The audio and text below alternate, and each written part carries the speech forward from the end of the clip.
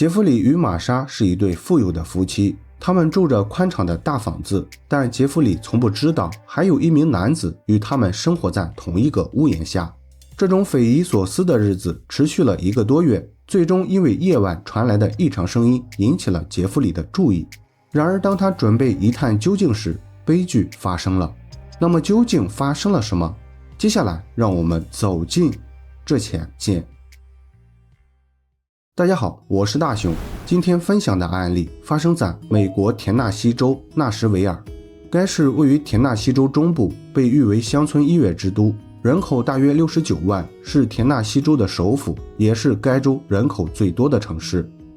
主人公杰弗里于1961年出生在田纳西州布里斯托尔。他是一名虔诚的基督徒，性格内敛，为人善良，在家人和朋友心目中具有良好的口碑。杰弗里早年曾有一份稳定的工作，过着朝九晚五的生活，但在认识了妻子玛莎后，杰弗里的人生轨迹发生了转变。玛莎出生于1964年12月6日，她比杰弗里小3岁，当时在一家报社从事销售工作。玛莎与杰弗里内敛的性格截然相反，她是一个较为奔放的女性，具有很强的事业心。或许是性格互补，使他们很快产生好感。仅仅见面几次后，两人便定下了终身大事。1994年，交往数月后，杰弗里与玛莎结为夫妻。一开始，他们仍然过着原来的工薪生活，并没有太大改变。直到后来，玛莎开办了一家风险管理公司，专门帮物业和房东调查租客的背景，这才让夫妻二人慢慢跻身中产阶级，生活发生了根本变化。截止到2003年，玛莎经营的公司已经初具规模。虽然员工不算很多，但营收能力不错。也就是这一年，杰弗里辞掉原来的工作，加入了玛莎的企业。然而原本这对夫妻本可以共同将企业经营得越来越好，但有时候事情往往不会朝着预期的方向发展。自从杰弗里加入后不久，玛莎就被确诊患上了双向情感障碍，这是一种严重的永久性精神疾病，又被称为躁郁症。患有此类疾病的患者常常会有2个极端表现。高兴时可能异常兴奋，并且会做出一些冲动且具有风险的行为，而心情低落时又会对所有事物失去兴趣，感到极度沮丧，更有甚者可能会产生自我了结的倾向。因此自从玛莎确诊后，杰弗里便完全接管了企业，而玛莎则安心在家疗养身心，不再参与经营活动。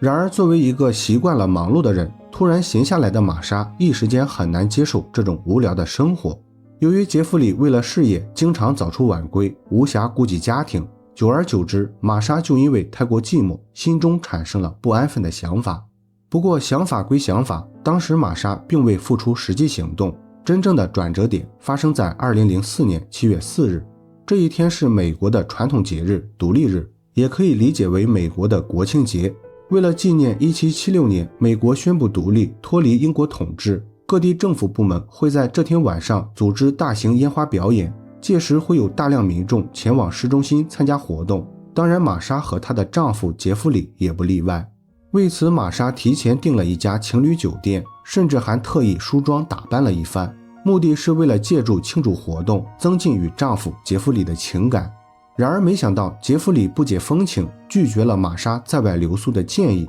由于两人始终无法达成一致，杰弗里就以明天还有工作为由，将不愿回家的玛莎留在庆祝现场，自己独自离开了。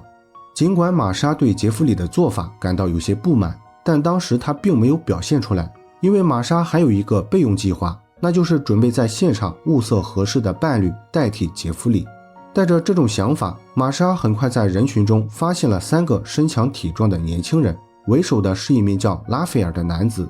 然而经过交流后，玛莎才发现这3个人都是刚刚来美的西班牙裔，他们都不会讲英语，无法进行友好的沟通。不过好在有些手势全世界通用，玛莎做了一些肢体动作后，3名男子很快理解了其中的意思，之后一行人便来到了酒店共度良宵。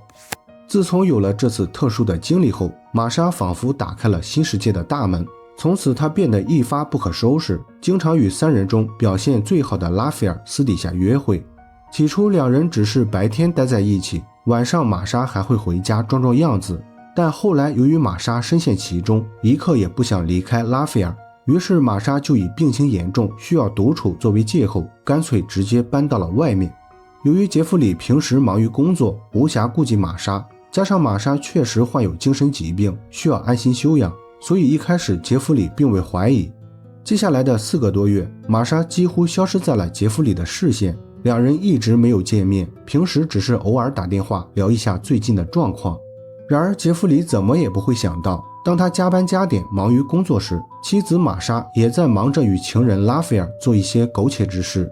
玛莎与拉斐尔在外同居期间表现得像是一对热恋情侣，他们不仅想要共同生活，更渴望深入交流情感。为了实现这个愿望，玛莎可谓是想尽了各种办法。最初她尝试过教给拉斐尔讲英语，但由于拉斐尔语言能力实在太差，很难掌握这项技能。最后玛莎没有办法，又买了一部翻译机作为两人的交流工具。当语言问题解决后，两人能做的事情就变得不再局限。平时除了日常交流，他们还会外出购物。拉斐尔也经常通过翻译机向玛莎索要各种礼物。玛莎为了满足拉斐尔也是来者不拒，只要不是太过分，她都会欣然答应。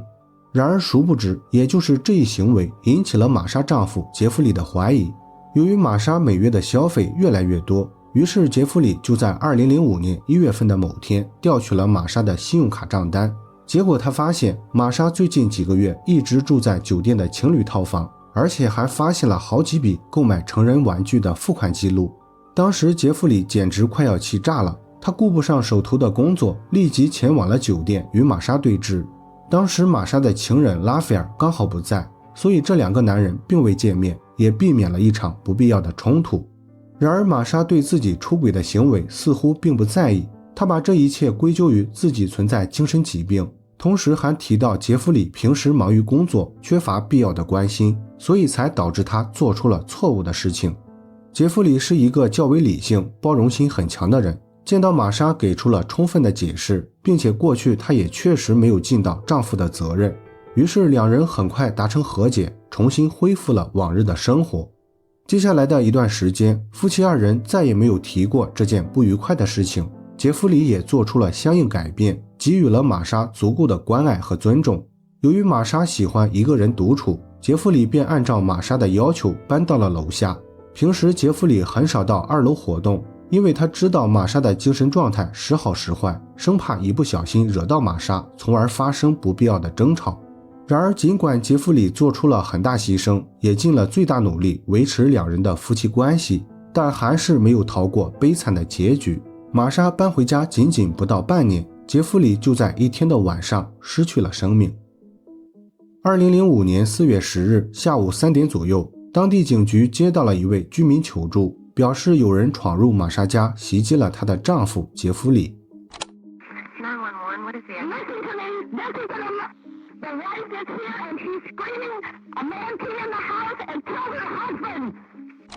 接到报警后，警方迅速赶到现场。当时玛莎正坐在家门口，通过她的指引，警方很快在2楼浴室找到了杰弗里的尸体。当时杰弗里已经完全僵硬，他的头上套着塑料袋，脖子上缠绕着电话线，双手和双脚都已经被电线捆住，整个人以跪拜姿势，脸贴地面趴在了浴缸附近。根据现场情况，杰弗里明显死于窒息，死亡时间至少在数小时之前。然而让警方感到怀疑的是，现场既没有强行闯入的迹象，也没有丢失贵重物品，尤其是杰弗里的遇害时间与报警时间间隔了数个小时，这让幸存的玛莎成为了主要嫌犯。因此警方首先在现场询问了玛莎。